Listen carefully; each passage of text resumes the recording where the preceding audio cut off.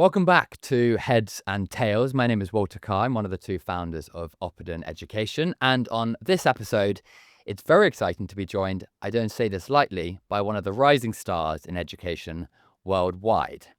Zubair Junjunia is with us today, and how lucky we are to have him on the show. Now, if you haven't heard from him already, you're reading the wrong news channels. Zubair is a social entrepreneur, and as you will hear, an award-winning one. At the age of 16, he founded ZNotes. That's an online learning platform impacting over 6 million students across 190 countries worldwide. And that's going to be the cut and thrust of today's talk.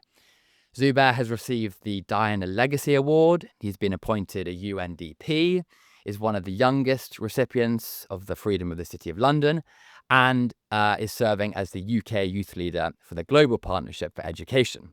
Zubair also holds a master's degree in maths from UCL and is a man, get this, that has run 5 kilometers every day for the last 9 years. Now, declaration of interest aside, he is also a great friend of mine. Zubair, we are delighted to have you on Heads and Tails. Thanks so much, Walter. And it's amazing to be on with you. Fantastic. Now, for those who don't know about running streaks, just tell us, take us through the genesis of why you've been running 5K every year for sure. 9 years. I had this crazy Canadian running coach back as I was born and raised in Saudi Arabia, who ran at 5 a.m. because Jeddah weather is crazy hot. And he was running about 3 kilometers every day. And I was like, this man could do something. And I couldn't do a kilometer without huffing and puffing. That was the inspiration. When I was 17, I was like, I'm going to go out for a run every day. And somehow that habit stuck. So 3 kilometers turned into 5. And then I've run a couple of marathons. It's part of my kind of rule of doing it between 12:01 a.m. and 11:59 p.m. So some days when there's a long haul flight, it's waiting for the midnight clock to strike before I do my 5K before and 5K after. So it's a bit crazy, but that's what I do. Lovely. Well, I'm sure there's a crossover between consistency in running and consistency in education. But let's go back a bit. You started ZNotes when you were 16. What was the rationale behind that? Did you have a great mentor who got you involved in education? What was the genesis of that? Of course. So for me, education has always been that incredible, silver bullet that really transforms not just an individual, but a generation's social mobility. That was the story of my family, and I knew that education had to be something that was equitably available to everyone. And it suddenly became very clear to me that in my GCSEs or international GCSEs, this really wasn't the case. Students weren't getting the same support, and it was just an unfair playing field. So really, ZNotes was me taking some really good notes that I'd put together online and creating a website and a blog and letting it out for the world to see. No idea where it would have taken me, but 10 years later, here I am still building ZNotes and scaling it and reaching more and more students all over the world. So the inspiration was just trying to make something a bit more equitable that I could see was unfair for others around the world. Wow. Okay. And for those who don't know ZNotes, just take us inside a bit. Give us some detail on that. Of course. So when we are doing these incredibly, high stakes exams and ones that determine our trajectory in life, we're preparing for them, and sometimes we have great teachers, and other times we don't really have that support system, even textbooks sometimes. And that was the case around me, in Saudi, in Pakistan, all over the world where these exams are taken. There are schools with very different support systems and available, including students who are homeschooled. So ZNotes was a way to level that playing field. It was a way to uplift everyone to that same starting point.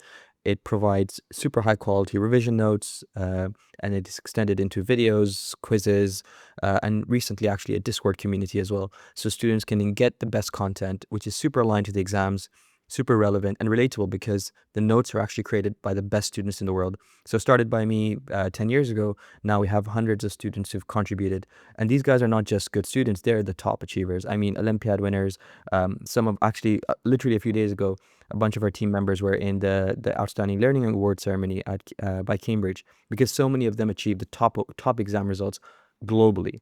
So these are the kids who are coming back, wanting to contribute, creating this incredibly high quality content, providing that synthesis of knowledge which will enable anyone going into these exams to get at least a great starting point. Equitable education is going to be the theme, I think, of this episode. I think I know the answer. For anyone who started a business age 16, you can guess the kind of student you might have been. Take us back a few years before that. What kind of student were you? Any anecdotes from school that Zubair you can share? Yeah, Definitely very, very diligent and pushing myself on the academic side. Maybe something that's maybe not typical, and I probably not include in my bio, but um, I was, engrossed with the idea of doing math at Oxford, which I didn't end up doing, by the way. Ended up in a much better institution, if I say so myself, at UCL, ending up actually building a business alongside my degree as well. But when I realized that the only way to get into Oxford was doing further math, and my school wasn't able to offer it. In fact, there wasn't literally a teacher in the whole country that was doing this examination. I thought I wanted to do it myself. So I coerced and got together my best friends to be part of this experience. So four of us decided to skip out on all the classes the school was offering, head into empty math classrooms, do A-level math ourselves, and then two of us continued on to do further math ourselves. So self-studying two A levels essentially was quite a feat, and I think it makes a huge amount of an impact on how I was able to kind of step into university with a much more of an independent learning style. Really grateful for those friends who trusted me, and a school that said, "Yeah, Zubair, here's an empty classroom. Go in and lead a lesson and deliver and talk to yourself." In fact, we set up our own mock exams, so we would prepare the mock exams, give it to the teacher so that they could give it to us to examine us at some point. So it's a kind of crazy journey we were on, but very very I think not just the knowledge of the math, but actually the experience of becoming your own kind of leader of your own education system or experiences was a really empowering moment, especially at the age of 16, 17. It's astonishing that the theme of student voice and autonomy is going to come to bear for those who don't know you as a kind of central thesis of everything you do. I'm going to park that for slightly later on. ZNotes now helps millions of students worldwide, as I said, 190 plus countries. But for anyone who started a business, there are peaks and there are troughs. Let's get into some of those details of those troughs. What were some hard moments? Getting through my A levels while we had a pretty nasty hacker attack on ZNotes right before my A2 exams, trying to manage these hundreds of people saying, "Where are the notes gone, Zubair?" and trying to do my own revision. Wasn't a fun time. I think getting into the first set of accelerator programs at UCL, so I'd come into uni and was thinking about ZNotes like a startup, knew that mission and social impact was a key part of what ZNotes believed in, but was only being provided examples of companies that were VC-backed, SaaS-like, having a hockey stick curve on revenue, and being told that what ZNotes is doing is really just not going to fit that narrative, and fighting that sentiment and talking more about being a social entrepreneur. Social entrepreneurship wasn't attractive even a few years ago, because we were still kind of enamored by the ideas of a kind of Elon Musk or Mark Zuckerberg style, massive company. So dealing with those kind of, I think, setbacks or even like kind of lack of acceptance was not easy. And you very kindly shared some of my kind of awards and honors, and I'm very grateful for those. But Walter, these things come in after a decade of effort, years and years of grinding away and building something that you cared about and you knew was impacting people's lives. The recognition comes much much later, and that's not what you do it for. I do have to say that those recognitions have unlocked doors and given us opportunities to scale our impact. But yeah, the first few years are not as glamorous as those. Nice. If you see Zubair crossing Tower Bridge with a flock of sheep, then you know why. The role of teachers I'd like to touch upon. So there are lots of teachers, senior leaders, aspiring teachers who listen to this, and your profile and your business is the foundations of those is the idea of student voice, the idea that students should be impactful self-learners to generate their own ideas, and in your case, their own notes to better provide equitable education worldwide. Does that diminish the role of a teacher? Traditional models of learning would suggest teacher on the rote box at the front, orchestrating their students in front of them. How does your business or your philosophy of education challenge that more traditional concept? Yeah, I mean, at the heart of it, I believe that peer-led learning is central to how we can actually enable learning outcomes, especially in an equitable way. But I actually feel like the teacher's role becomes even more important, less so as the sage on the stage, but more the guide from the side, as one of my mentors says. The importance, especially actually the work that you do, Walter, at Oppidan, is as a mentor, as a guide, as someone who can actually unlock the agency of a learner, the confidence of a learner, the ability for them to empathize, learn, connect with their peers, and be able to share with each other as well. So I would say that the kind of the type of learner I became was very much a byproduct of having some incredibly empowering educators around me. They were the ones who gave me that sense of, hey, you can be autonomous. So actually, the role of a teacher becomes more important. And as we're looking at right now, in an AI-enabled world, we're like looking at all these personalized tutoring bots and all these things going around. Again, we're getting scared that the role of a teacher is actually going away completely. But I'd say that the role of an educator in its human form is becoming more and more important. How do you help a learner through a challenging personal issue? How do you help a learner through learning disabilities that may not be recognized immediately by others around them? So I'd say actually that what ZNotes believes in and wants to kind of foster is a classroom no longer needs to be a kind of a top-down approach. In fact, there will be moments where the student can have a greater voice in the classroom. That actually setting up small groups of learning during the lesson while you're focusing on certain students who need more support could be a much more exciting and accessible way for the students to learn and teach each other as well. And there's some incredible research out there which shows that actually students who teach back are are so much further ahead in their academic outcomes. And this is actually a byproduct of ZNotes as well. So you would think that ZNotes says, oh, we're getting these amazing students to create content. What's in it for them? Why are they doing it voluntarily? Why are they dedicating hours of their time? We have like significant data to show that students who engage with ZNotes to run live sessions, create notes, create videos, are actually achieving better exam results, are more ready for their university degree, and achieve better academic results at the end of it, because the power of teaching back, especially in a peer-led environment, is actually transformational for a learner's journey. So we've seen that impact, and I think a teacher is more to be that kind of human leader, empowering figure, mentor at the stage, to ensure that younger people can get that ability, especially in a world where the skills that these young people will need to prove in the world of work will no longer be understanding old knowledge. It will be more around how do you lead a team, how do you do project management, how do you build relationships, how do you sell something. Those are the skills that are going to be incredibly valuable in an AI enabled world. So I say, yeah. Th- Thank you. You're the vanguard of of tech development in education.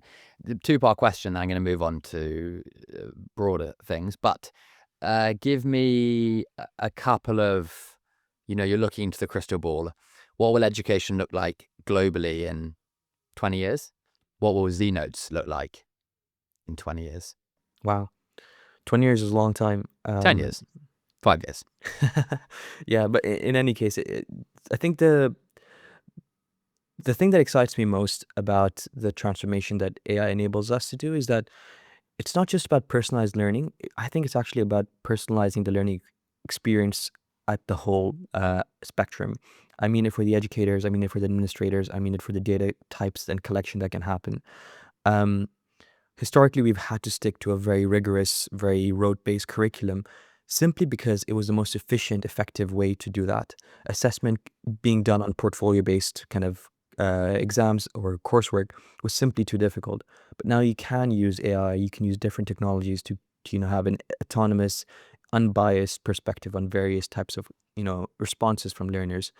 The other issue was that localization. So, I learned um, the history lessons in school for me, sitting as a Pakistani student living in Saudi Arabia, was learning about 1066 and Battle of Hastings, had no idea about the history of the country I lived in, or even actually the history of my own country and my nationality.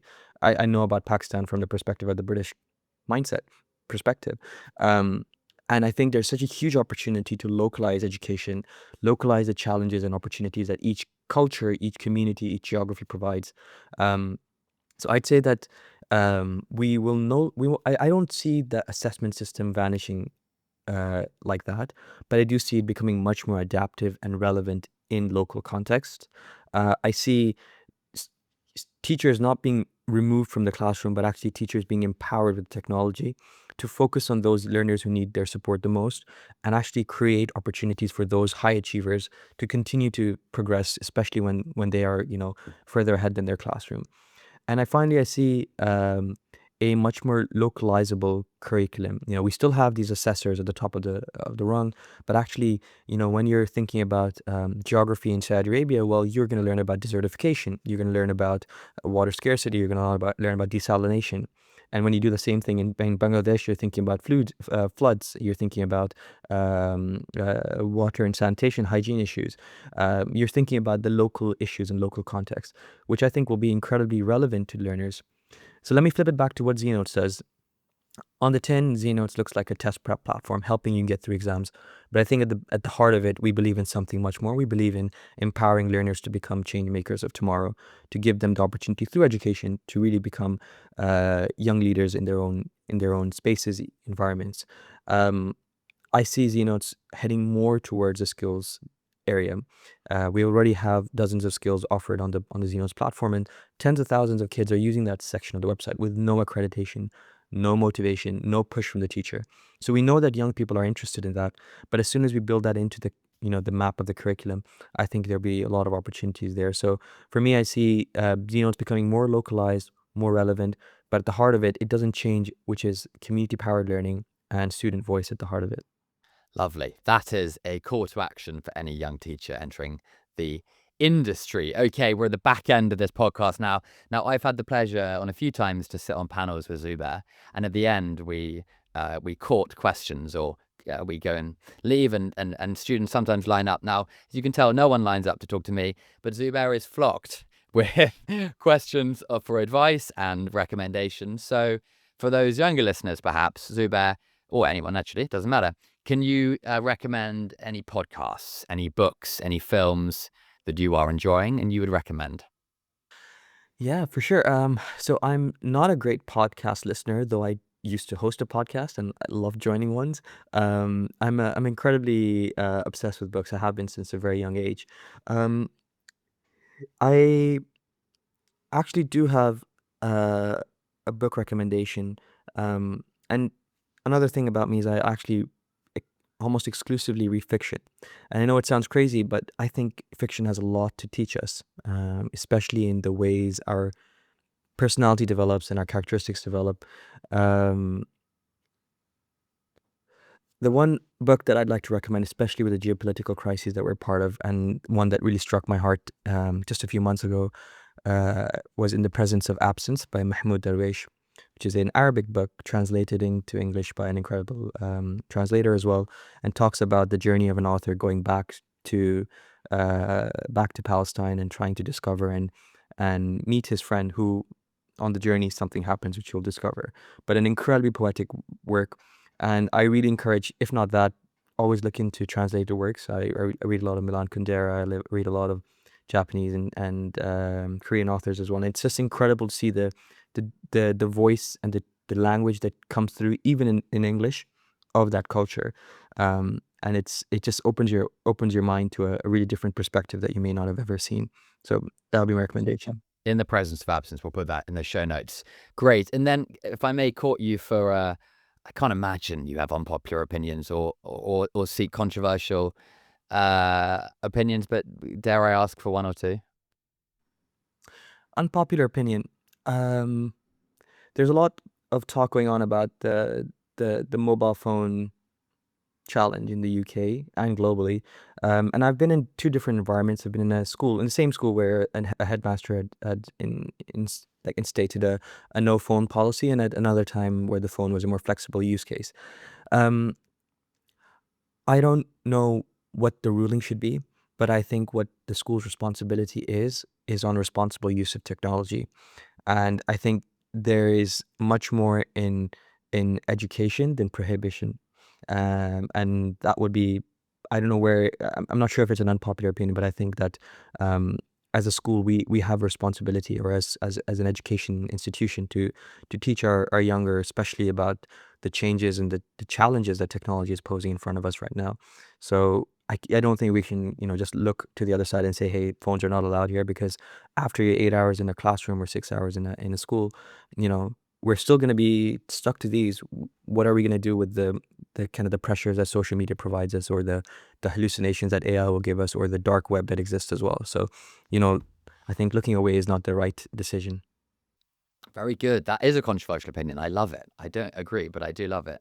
Finally, then, as we end this episode of Heads and Tails, um, can I ask you for one piece of advice that you would leave somebody looking to develop a career in education? What advice would you give? Would you give them? Embrace technology as a friend, not a foe. I think many of them already are, but I think it really is critical for you to find ways to leverage it rather than be the competition. Actually, an engineer of mine, our head of product, said to me that the engineers that will be out of jobs in the next few years are not going to be the engineers who are software developers or anything like that. They're going to be the engineers who have not embraced AI and leveraged it in their development. So we are going to get agentic AI. We're going to get things being built super quick. And that's the same in the education system as well. Unless we embrace these opportunities that technology provides us, making us more efficient and making us more human and more able to do the effective things in a classroom, we're going to be left behind. And experiment with it. There is no right or wrong way, and we're still on a journey of figuring it out. But I really feel like it's a time where, especially those of you entering the education industry at an early age or at this age, need to really take this into their swing when they enter a classroom. We met 4 years ago at a rugby match, and I've been following your journey since then. And I would just say to finish that there are lots of education companies out there, and there are many that pay lip service to forward-thinking themes like social mobility and a global perspective and localized learning and student empowerment. But Zubair, your ZNotes is use the word again, at the vanguard of delivering real change and impact globally. So look out for ZNotes. Zubair, you'll be on our screens for many years to come. And finally, thank you very much for appearing on this episode of Heads and Tails. It's my pleasure. It's always a wonderful chat with you, Walter. Thank you for having me.